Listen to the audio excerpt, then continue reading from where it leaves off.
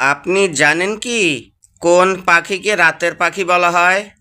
Option A কাক, option B চিল, option C পেঁচা, option D টিয়া।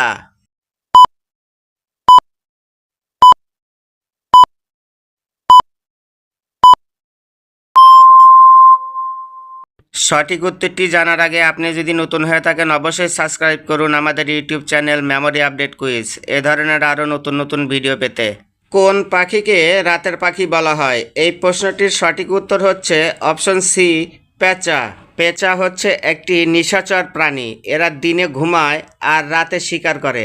এদের নিঃশব্দে উঠতে পারা ও রাতের অন্ধকারে দেখতে পারার কারণে এরা রাতের অন্ধকারে সক্রিয় থাকে। এই কারণেই পেঁচাকে রাতের পাখি বলা হয়।